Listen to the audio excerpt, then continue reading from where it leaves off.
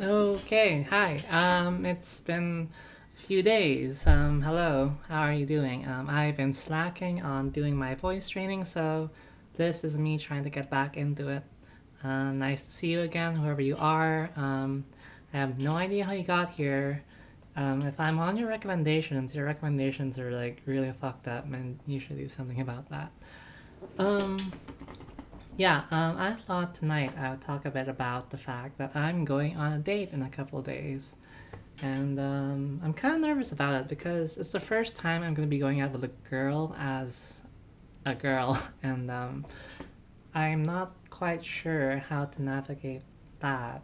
Not that I was that good at it before transitioning, so, I'm not terribly good at flirting or being like smooth or whatever, just in general, whether or not I'm presenting as the gender that I am. But more likely than not, I'm just overthinking it, and I just need to kind of like be chill about it, focus on her, talk about her because she is cool and like interesting and fascinating, and I want to learn more about her. And I think if I approach it from that angle, I should be good. Just in my admittedly limited dating experience, I find that the best thing is to be genuinely interested, and that's not a revelation, I'm sure, to a lot of people, but just you can sometimes get hyper focused on thinking so like selfishly and getting in your own head about, okay, what do I talk about now? How do I direct the conversation to be more flirty or whatever? And you're always thinking about like what's the right thing to do when it's not really about you. It's kind of about them and like feeling them out, learning about them, and like asking questions to learn more about them and comment on who they are and your opinions on like what they've got going on. I mean, hopefully not harsh opinions, but yeah. Okay, personal time. Let's get a bit personal. I recently got out of a pretty bad relationship thing with a guy. Um, it was not fun. It was not a happy time for either of us, and it was kind of an explosive ending of things. And this was like what, a month ago at this point. Yeah. I think I'm largely kind of, well, I'm not gonna say I'm over what happened. I'm certainly over him. Like, I'm at this stage where I kind of really hate his guts, which is probably a good thing.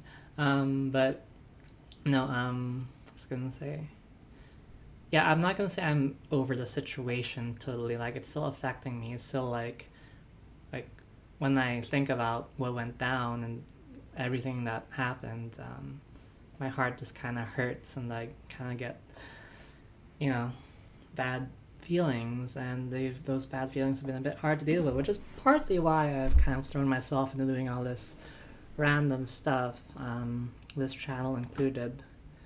And it's certainly been helpful. It's been a good distraction from everything. So, you know, for whatever few viewers and subscribers I have attained here, thanks for watching, I guess.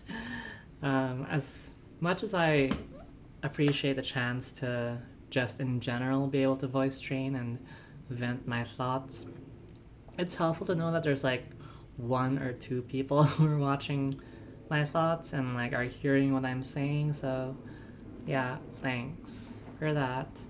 Um, yeah, I do have actually is I guess some insights on the difference in dating when as a man compared to a woman. Well, no, how do I put this?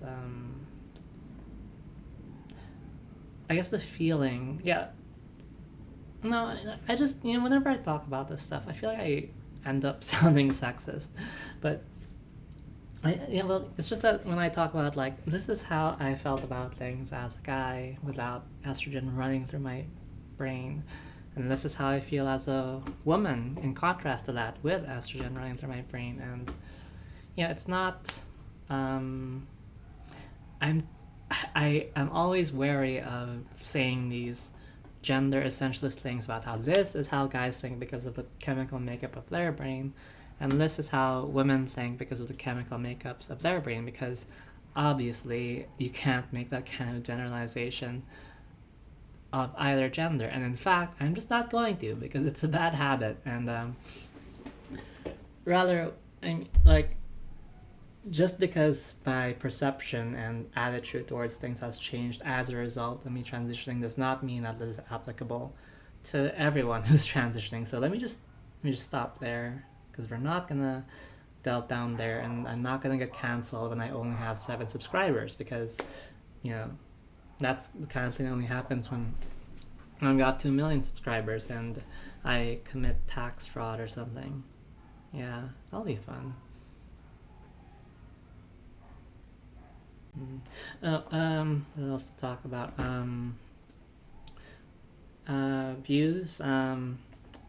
Yeah, my Dead as Disco video on the Thought Squad song did not perform as well as I thought it would, considering how bigly, if you'll forgive the word, the other one, the Radio Bershi song, blew up.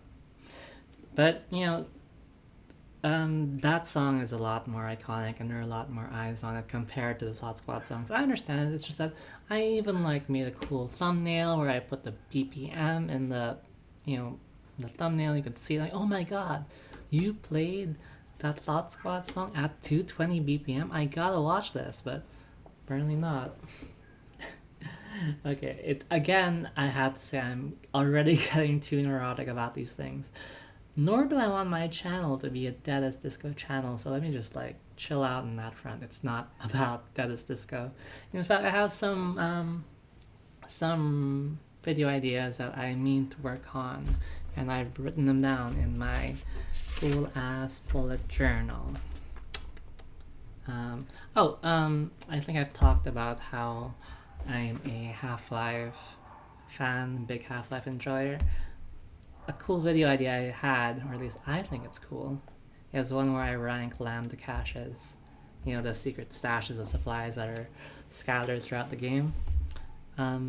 Because there's a weird trend going on, I feel has been popularized and spearheaded largely by Annie Austin, great channel by the way, where, sorry about the dogs by the way, there's probably a burglar coming in to kill me or something, but that's fine.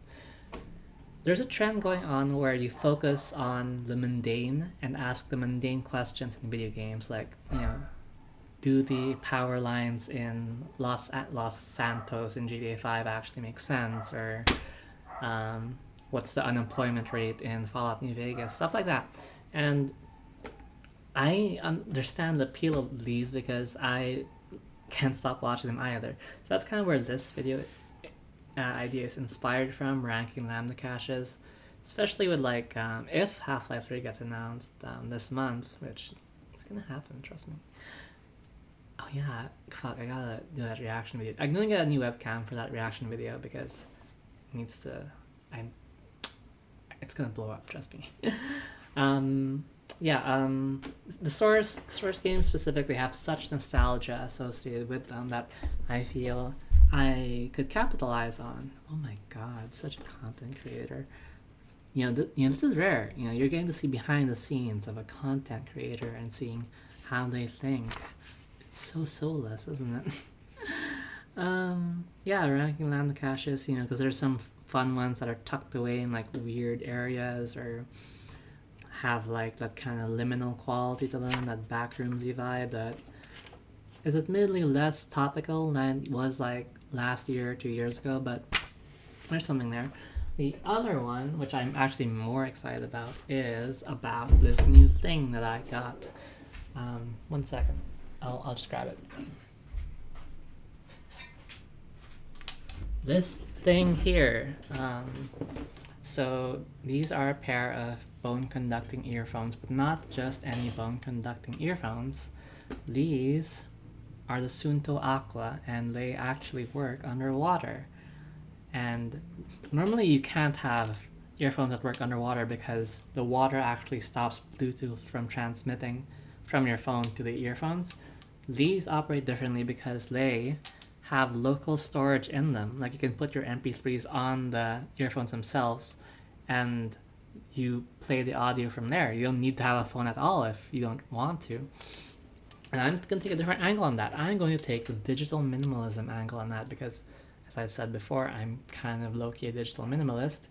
This is low-key, like, actually awesome for digital minimalists. Like, if we're talking about decentralizing your phone, this is how you get the music component of your phone out onto a separate gadget. And it's worked really well. I have some thoughts on how it's kind of like an analog to a Walkman in more ways than you might expect.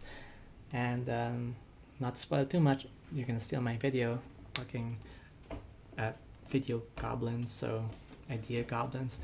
No, I mean the idea goblins probably use just ChatGPT these days. Hey, what are some fun topics for, or like they use the fucking weird YouTube Studio thing where YouTube's AI recommends videos for you to make and whatever. Anyway, we're past 10-minute mark, so stopping here. Thanks for stopping by. Have a good one. On me.